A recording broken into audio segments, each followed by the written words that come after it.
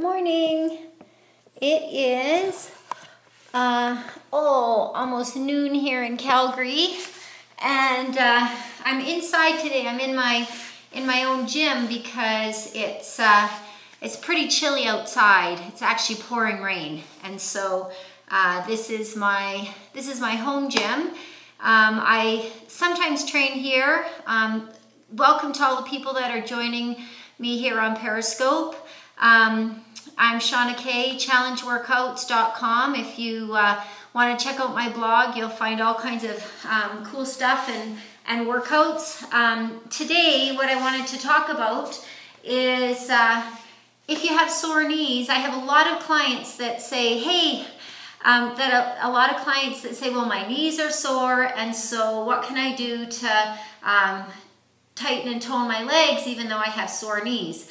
And a lot of people think that squatting is just out of the question, when in fact squatting is really the answer to toning your legs and even saving your knees, because you really need to strengthen the musculature around your knees to help support the joint. Okay, so I'm going to show you the most common error with squatting, and I hope that you can see me here. Okay, so the common error with squatting is folding at the knees first so that the knees go over the toes. So a lot of people, when they squat, they look like this.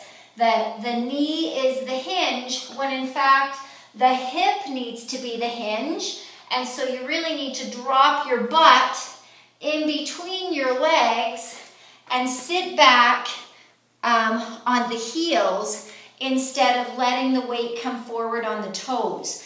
And so that's really the most common error, and that causes a lot of knee pain. So what happens is sometimes when the knees get angry, even when you are training correctly, the knees are still going to ache. So what I would suggest, and welcome to all the people that are joining on Periscope, and thank you for the hearts. What I would suggest is if your knees are a little bit angry, you're going to work on that squat, but you might just go to a point where you're pain-free. So you might not go, butt right to the floor. There's a lot of people that think that, oh, I can't squat really deep, it's going to bother my knees. Studies show that actually when you squat to 90 or past 90, that it's advantageous because you're going to hit your glutes and your hamstrings that are going to help out. So ideally, you're going to get that butt down as low as you can, but you're going to go to a point that's pain-free. So if your knees are a little bit angry at you, you might just work on an abbreviated range of motion. Now another way to, there's a couple hip exercises or hip-based exercises that you can do that if my knees are sore, I will use to hit my quads, my hamstrings, my glutes without irritating the knee joint. And those are hip-based movements. Well, the first one is not, and that is just a wall sit. And I don't know if you can see me if I get in a wall sit position. So this looks, can you see me there?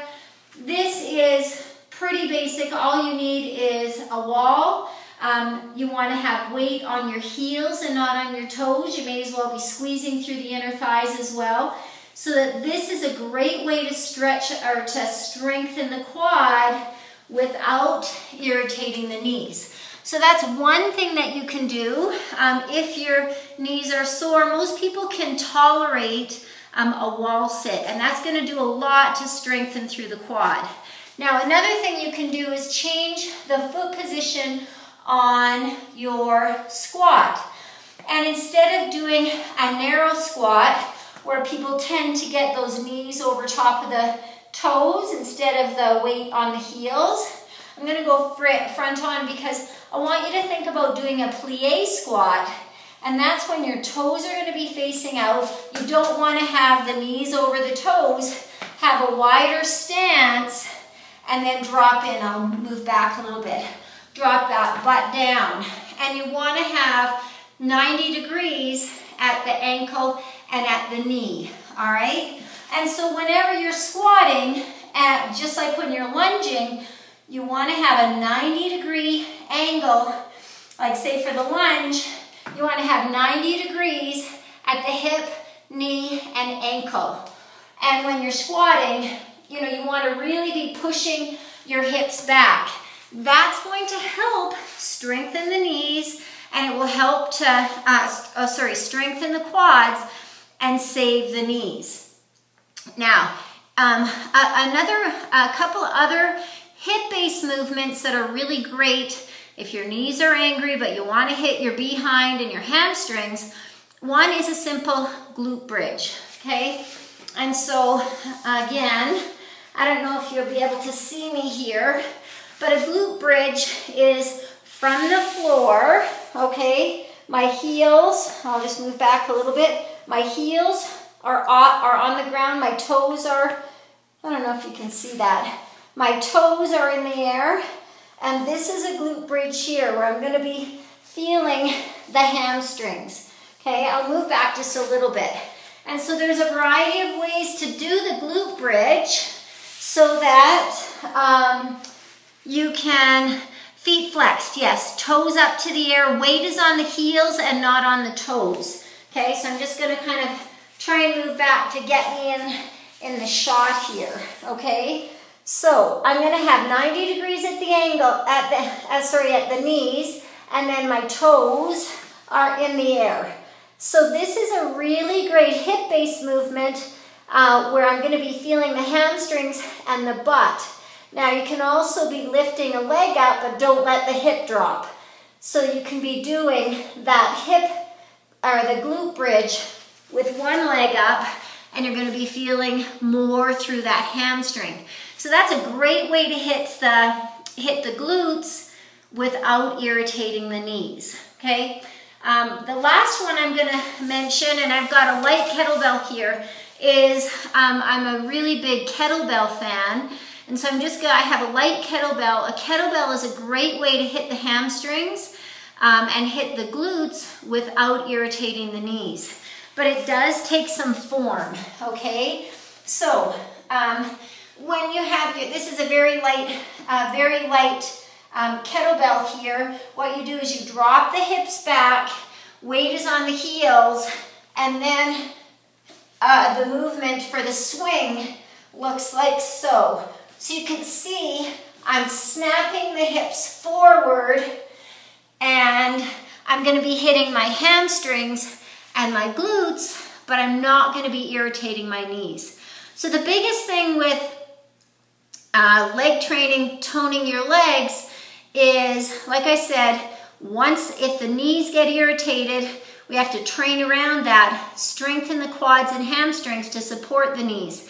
And if you get to a point that the knees are very irritated, adding a little bit of ice, maybe resting an extra day is great.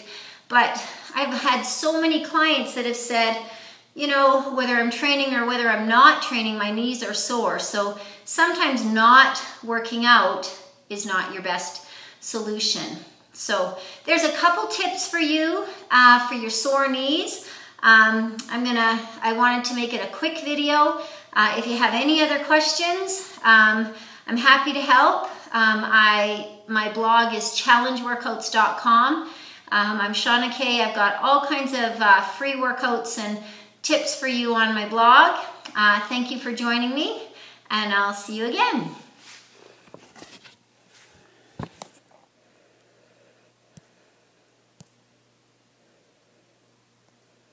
I'm never good at stopping this.